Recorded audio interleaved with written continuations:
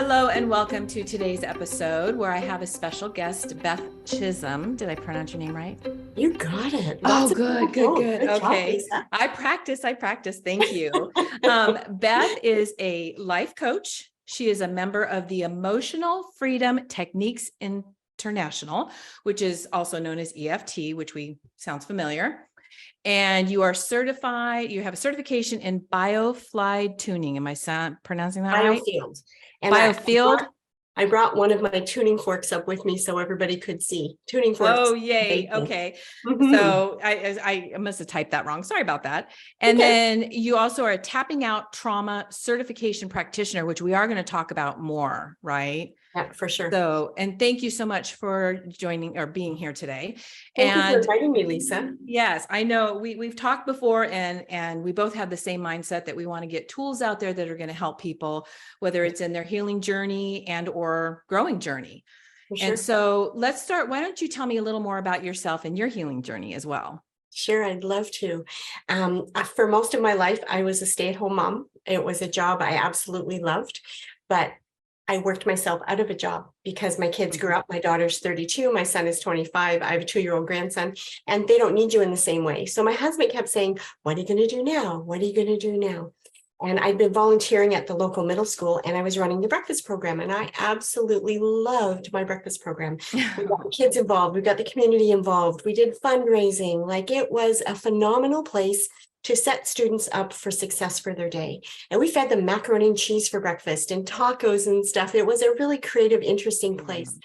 I became friends with the principal there, and she gave me a forum to be able to be creative and to express things and to lead in a way I'd never led before. And I'm like, this is really cool. And she saw things in me that I didn't even know were there. So when I would go to her and say, I've got an idea, she was like, "We'll find a way to make it work, Mrs. Chisholm." And it was just such a beautiful outlet for things I didn't know I could do, and for a freedom for creativity. Loved it. She came to me one day and she said she was moving, she was leaving her husband, and I offered to help her because we'd become friends, and it was the middle of the week, and most of her friends were teachers. They couldn't come. And I helped her move out of her marital home. We went back a few days later, and her husband was waiting for her, and he killed her when she entered the house. And he allowed me to run with my life. He allowed me to escape, which is a miracle of it all of its own. But I was left with, how do I move past this? How do I not be consumed by this? Because as you can imagine, it turned my life upside down. And everybody, you got the standard advice. I got lots of advice from people who never unsolicited. Right. And from people who had never overcome anything. I'm like, okay, when you've had some hard stuff, come talk to me. Right. So for 7 years, I tried absolutely everything. I didn't do drugs because my body doesn't like drugs. I can't even do cough medicine. No, it sounds like me. I'm a delicate girl. Yeah. Delicate flower. Right. And that's why I was drowning under the weight of fear and anxiety and the PTSD and trauma. It was dragging me around literally by my hair.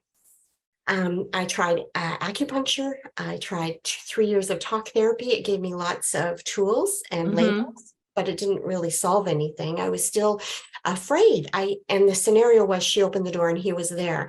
So I couldn't open doors that I didn't know who was behind it. I just got the chills. Right? Yeah. And so I thought, well, I'm going to be a life coach because I love working with people. I love meeting people. And it was at one of the training courses where the facilitator said, she was introducing herself, and she said, she's discovered tapping and it really helps with her anxiety. I'm like, please tell me more. She gave me the base information, and she sent me to Nick Ortner, the Tapping Solution, and the work that they do. And I downloaded their book and began to tap. And I'm like, seriously, this is going to help me. But I was life coaching somebody who was in a really bad way. She couldn't get out of bed. She was anxious. She was depressed. It was a mess. I said, do you want to try this? I didn't really even know what I was doing. I found the 10 points and we started doing it. Within 3 months, she was so much better. She was out of bed. She was back to work by that fall. And life was totally different for her. I'm like, oh yes, we got to keep. And in the meantime, I'd been doing some of my own work. I'm like, yeah. So I went and I found a trainer. I got certified in it, and I began to work with a bunch of really cool practitioners because, well, this is empowering. You can do this anywhere, anytime on your own. And there's stealth tapping that you can do. So nobody needs to know what you're doing. Your hands can be on your lap while you're squeezing the sides of them. One of the theories is people bite their nails so that they can get to the points on the side of the nail for anxiety. Oh, Our interesting. subconscious knows that this is where relief is. So it encourages us to bite our nails. So the tapping, it does matter where you tap, correct? Yeah, there are specific points that you Because it's tap like on. pressure points are like, right? Yeah, it's Okay. based on the Chinese meridian system that they've known for thousands of years. And what tapping does is it combines the Chinese meridian system with the Western talk therapy. So you state your problem. I'm anxious. I'm anxious. You locate it in your body. It's really important because this is a somatic technique. Okay. Yeah. Right? So what happens is our body holds onto our experience. Especially anxiety, especially anxiety. Yes, because a thought becomes a feeling becomes a body sensation. Yep, absolutely. Until we can find a way to release it from our bodies. There's a really good book by Vessel van der Kolk called The Body Keeps the Score. And he talks about how the body stores things that have happened to us. So we need something that is a complete approach. Not only it can be verbal, it doesn't have to be. You can address stuff without talking about it. Right. So talk and a somatic in your body experience. And once I began to work with practitioners, and I did a ton of work on my own, which is the cool thing about EFT, it's empowering. You can work on a lot of your own issues, unless they are big things. I tried to work on the death of my friend by myself. It was a bad idea. Yeah. If you're on big things, you can re-traumatize yourself, and you can't hold the safe space for yourself. That's the reason why I've worked with a lot of different practitioners, and I would work with one for a while and I'd go to another one and I'd go to another one, right? And all of that has resulted in a miraculous healing. Right. I have heartburn that was off the charts. Nothing touched it. None of the drugs, nothing ever worked. It felt like my esophagus was wide open and the flames were shooting out. Yep. Cleared off that trauma, plus the trauma of my youth. I had an abusive and neglectful childhood. And as I began to clear off all of that, suddenly my stomach didn't hurt. Suddenly I didn't have heartburn anymore. I'm like, oh my gosh, it works. So when I say to people, it works, it's not just a theoretical, yeah, I read a bunch of stuff and other people's testimonies and they say it works. No, I can tell you that it works for me. I'm living proof that you do not have to be dragged around by your trauma. You do not have to live with the filter of life is unsafe. And for me, that was the filter I was running. Life is unsafe, men are unsafe, and my anxiety always chugged along here. And a little thing would happen. And Lisa, it wouldn't be anything significant. Where's my purse? I can't find my purse. What's up beside me? But because I couldn't see it and I was already a mess, that little trigger was enough now to send me drowning. And how do you reset that? Until I learned how to tap, I didn't know how to reset it. Sleep sometimes helped. Like you could go to bed and that sort of reset it back to this baseline. But I didn't want to live with this baseline. And I knew there had to be a way. Marie Forleo is a life coach and an amazing teacher. And one of the things she says that it really resonated with me is everything is figure outable. I loved that. There has to be a way to get past this that doesn't involve drugs, because they don't work for me. So I'm like, there has to be something I can do. And I'm like, okay, Lord, whatever it is, you got to send this to me because I'm desperate. And he sent me tapping. And then he sent me tuning forks. I was at an EFT conference and this woman was doing a seated chair with a tuning fork. And I'm like, will you do that for me? And so she did. And I said to her when she was doing it, I'm like, do you want to know what I want you to work on? She goes, no, don't tell me. And I didn't know this woman. She was brand new to me. She's also an EFT practitioner. And after she did the one side, because we're essentially a giant instrument, our bodies vibrate at a, and when that rhythm is distorted, how do we bring it back into a beautiful, coherent sound? Tuning forks. and our rhythm extends out 6 feet. So when there's something in that area, and we know that it's 6 feet because science tells us I could measure your heartbeat from 6 feet away if I had the right machine. So that's how we can prove scientifically how big our energy field is. Right. And when she got to the far side, she goes, "What are you noticing?" I'm like, "Oh gosh, my cheeks are on fire." And this is the stomach points. They end here in the Chinese meridian system. And she goes, "Well, my stomach hurts," because when you're tuning somebody, you can take on what's happening in their body. Sure.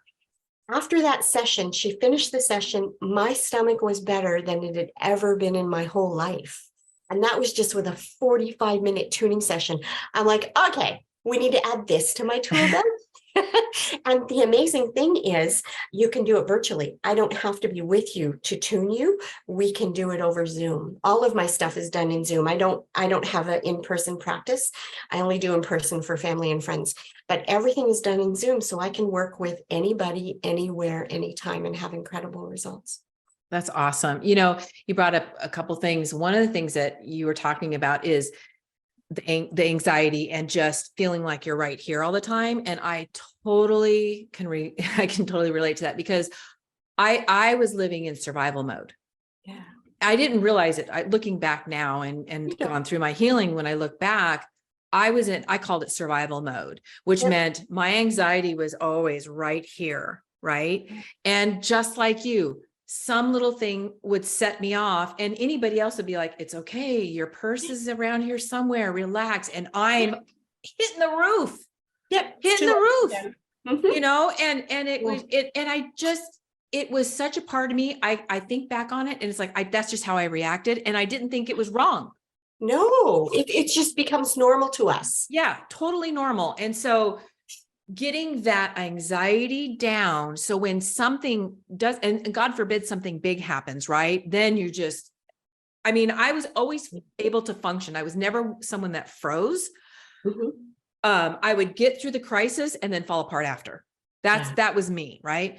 But getting that down and getting that anxiety down and like you say, empowering yourself that you can do this in the moment when you're feeling that. Mm-hmm. And getting that calmed down so that when something does happen, you can be so rational and think clear, because you're not thinking clearly when you're all over the place like that, right? You're not, because when you're triggered, it's the subconscious and the amygdala is now in charge. That prehistoric system we have that's responsible for our fight or flight takes our thinking prefrontal cortex brain offline. So it's done. It's gone. You cannot access. You can't control it. And you can't. No. When you're in that place, there's no bringing it down like that. No, and not without a good tool. Isn't it wonderful when somebody says, "Oh, just calm down, it's fine"? Oh, that'll take me over the top. Tell me to calm down when I'm upset. Do not do that. You thought I was gone before. Yeah, you want to see further now. And absolutely. So that prehistoric system was created to keep us safe. So out in the tundra for our ancestors thousands of years ago, they needed that reaction system to outrun the saber-toothed tiger. With that exact same reaction system is what we still have. It hasn't evolved. It hasn't changed. So how do we access that? How do we tell that subconscious part of us, the amygdala, that, hey, it's okay. You do not need to do this.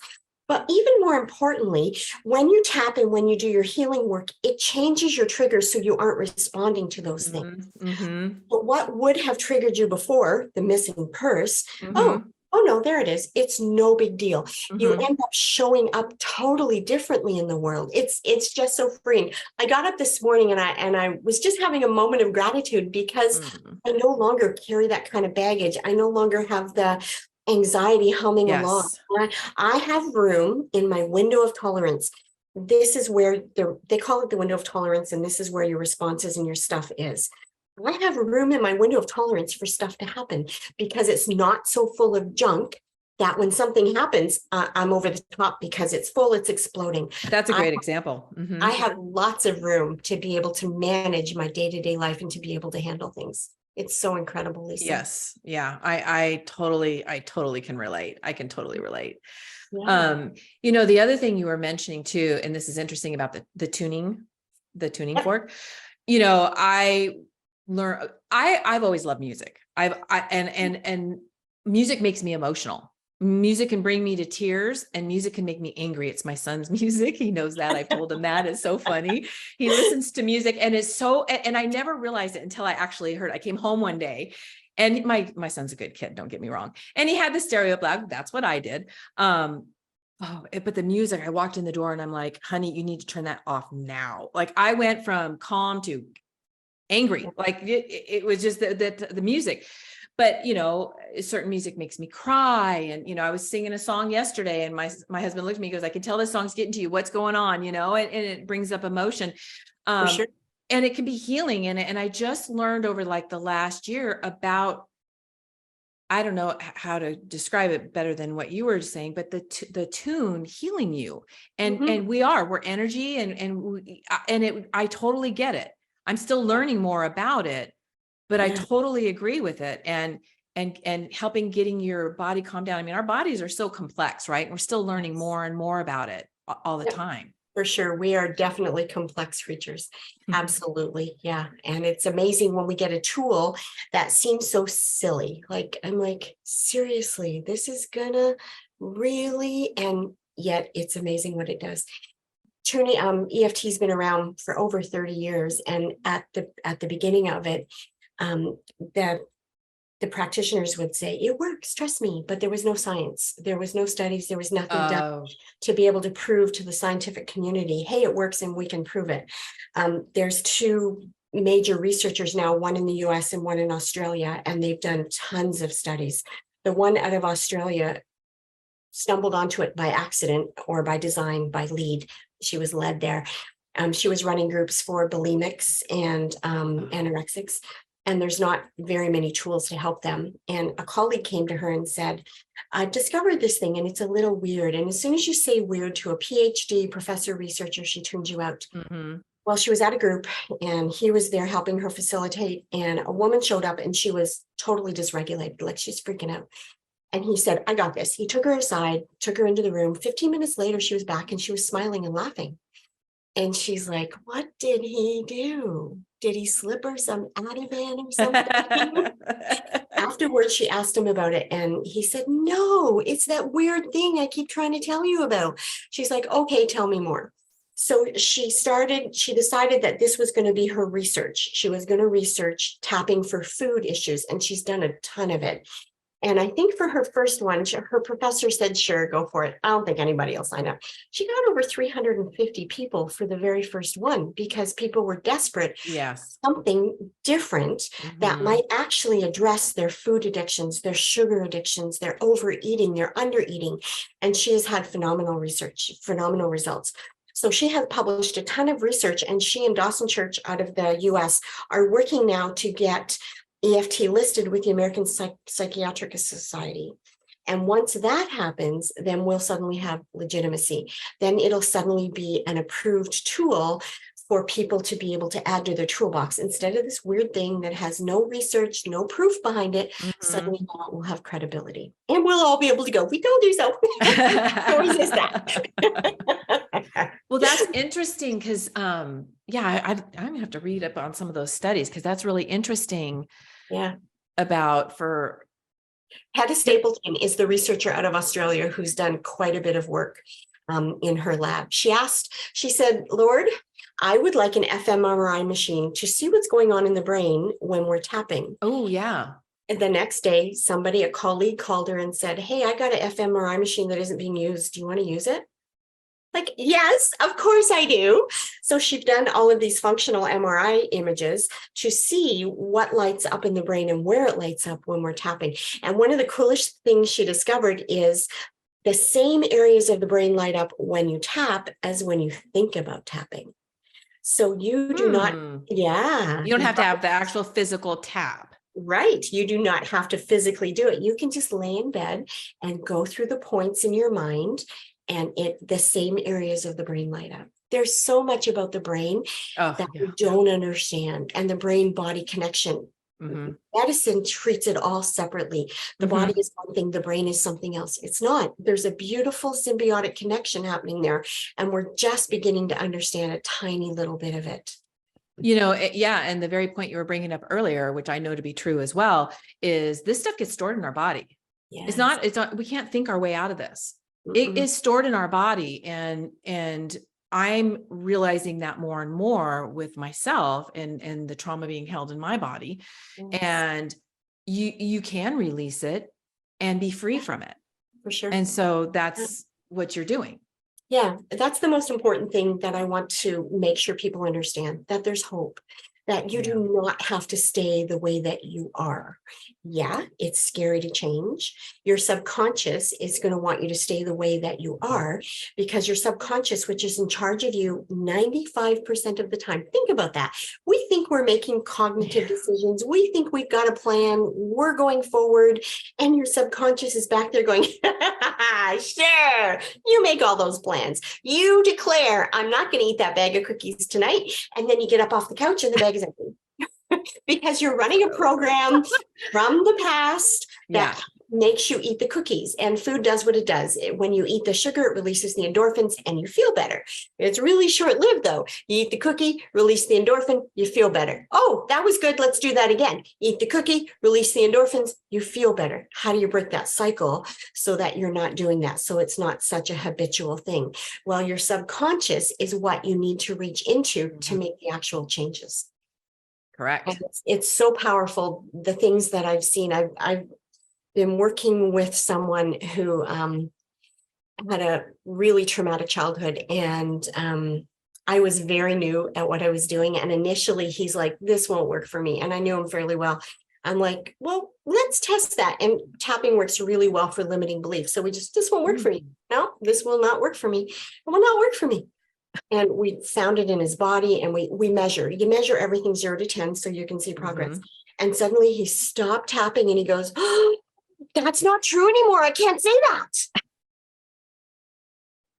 And then we started working together, and he's come so far that now he's training to be an EFT practitioner. Look at that. He wants people to have the hope that he didn't have for such a long time. He didn't think there was any way past his gut issues, his throat issues, his digestive issues, his bowel stuff. He didn't think there was any way he would ever be free of this. And now he's probably 75% free of the stuff that was hanging him up physically. And so he wants to give that gift to everybody else. You do have to stay the way that you are. Yeah, there is hope out there for sure. Absolutely. Yeah. So tell us more about the tuning fork. I think you wanted to try something out on us for everybody to try. Not with the tuning forks. We're going to try it with EFT. We're going to do a little let's try this. I want you all to try it at home. You can follow along with us. So this is called the 9 gamut. And what I first want you to do is there's a space in the back of your hand between the knuckle of your pinky and the knuckle of your ring finger. And if you feel in there, it's this soft, fleshy spot. You can do either, it doesn't matter, Lisa. Okay. And I want you you can hold on to it, you can tap it, you can rub it, whatever feels comfortable. You're going to put the hand over your heart, and then you're going to then you're going to massage, tap, rub the 9 gamut point. And while you're doing that, I want to lead you through some exercises, and I'll tell you the reason why for some of it after we're done. Okay. So keeping your head perfectly still as you're holding on to or rubbing your gamut point, I want you to look hard down to the right. Oh, wait, forgot something, Lisa. Hold on. I first want you to do a body scan. I want you to go through your body and notice what it's telling you. And if your body's got a message for you, maybe your throat is tight, maybe your stomach's clenched, maybe your toes are curled up because you're nervous. Whatever it is, I want you to notice it and measure it 0 to 10. 0, it's gone. 10, it's like, oh my gosh, my stomach is in such knots. It's awful. So I feel tightness up in my like up in here. Like okay. What number would you give it? 0 to 10. And first number that comes to mind. 5. 5. Okay. And the reason why we want the first number is because that's your subconscious. That's your subconscious giving you the information that you need. If you're thinking about it, you're getting it out of your prefrontal cortex, and it is not in charge. We already said that. Right. Your subconscious is in charge 95% of the time. So go with whatever comes first. So we've got a shoulder neck issue, and it feels like a 5. Okay. So holding your head perfectly still and holding onto your gamut point, I want you to look hard down to the right. Come back to center. I want you to look hard down to the left. Come back to center. I want you to roll your eyes slowly clockwise. back to center. I want you to roll your eyes slowly counterclockwise. Back to center. I want you to take a nice deep breath. We're going to go in through your nose, out through your mouth, down into your belly as deep as you possibly can. Let me try again. Yep. Because when we're anxious, we breathe in the top part of our lungs. One more. Or I stop breathing. Oh, that's not good.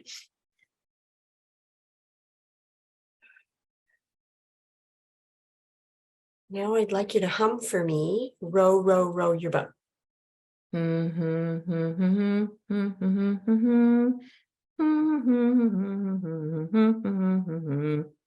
I'd like you to count backwards by twos from 10 to 0. 10, 8, 6, 4, 2, 0. What's 3 times 3? 6, 9. What's 3 times 4? 3 times 4 is 12. What's 2 times 8? 16. 4 times 1? 4. And I'd like you to hum row, row, row your boat again.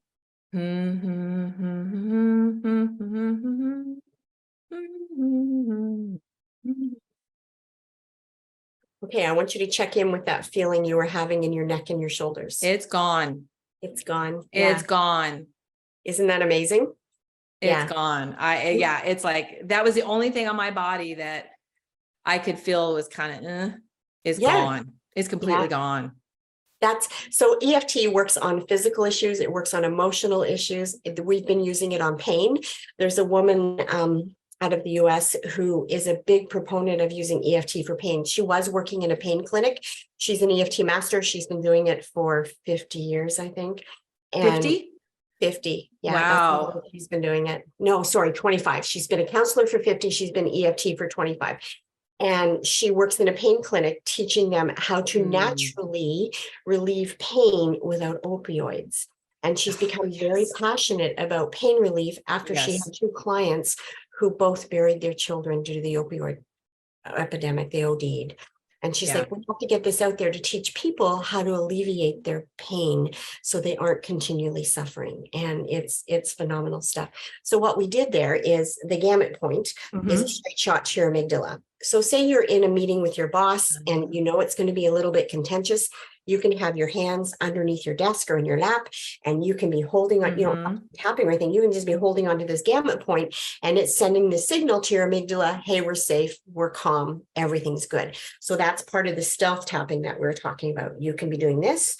You can also, if you're, whatever feels right for you, because it's just like with drugs.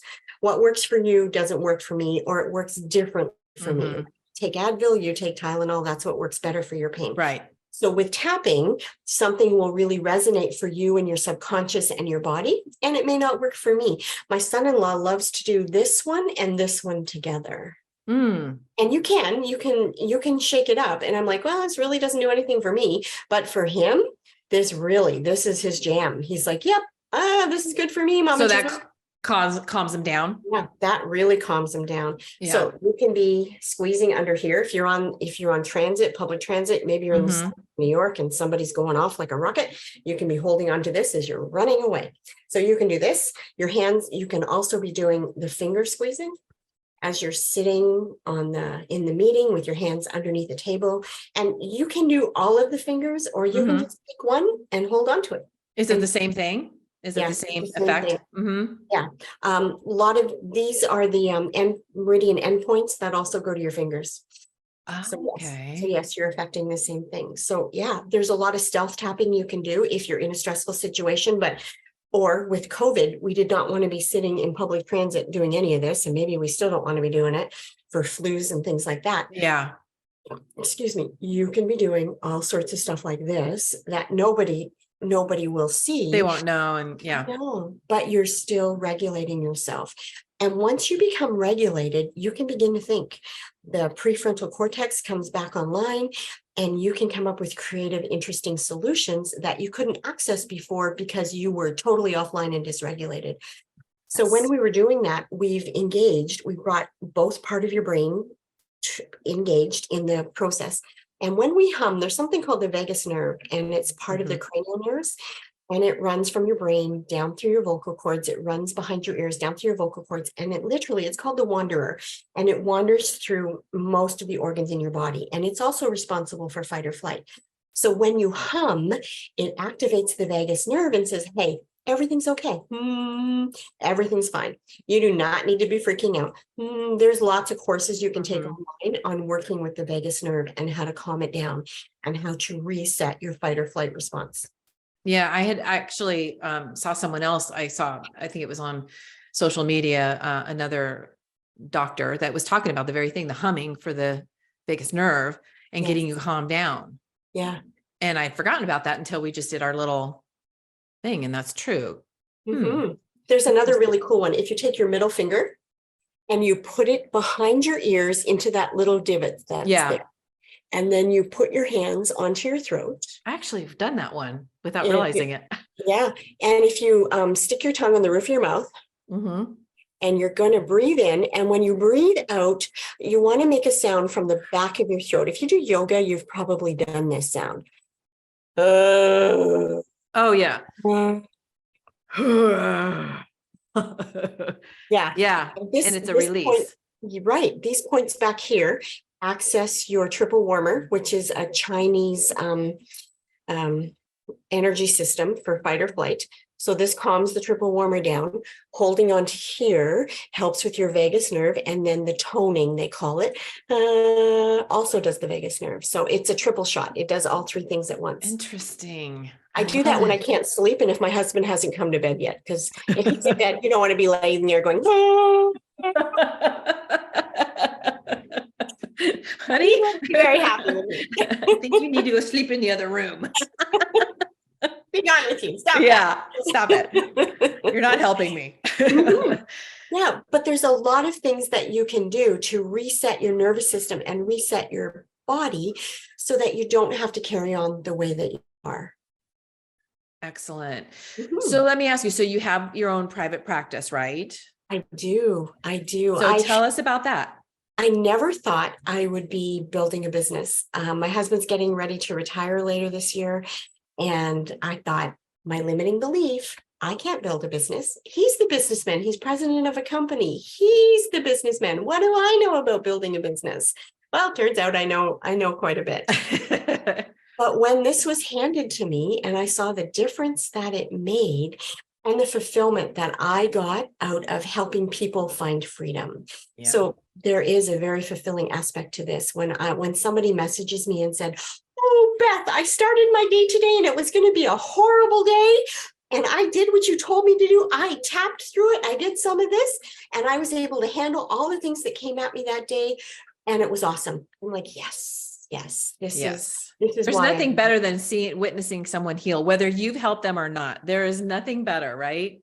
No. And even if I start them on the path and they go work with somebody else, that's great. As long as, and I'll steer them to other people. I'll steer them to other EFT practitioners because we all have a different flavor. Right. We all approach it slightly differently.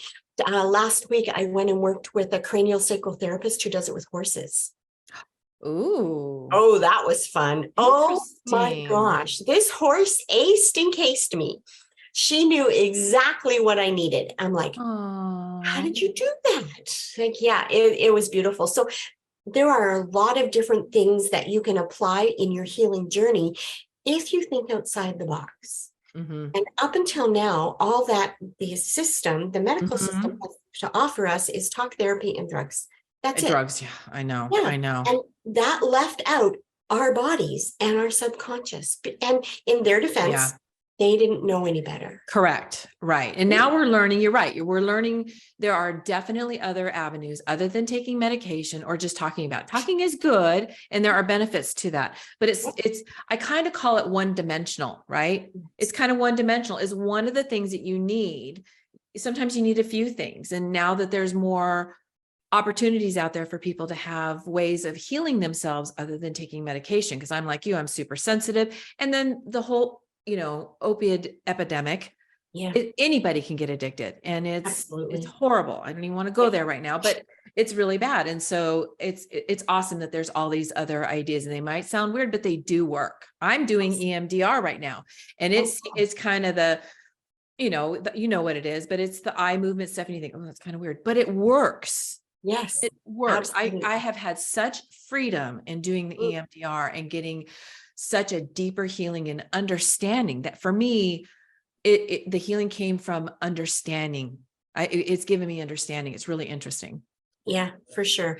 The other modality I really like is from a woman named Donna Eden, and she's in California, not far from you, and she's Eden Energy Medicine. And I Sounds knew familiar.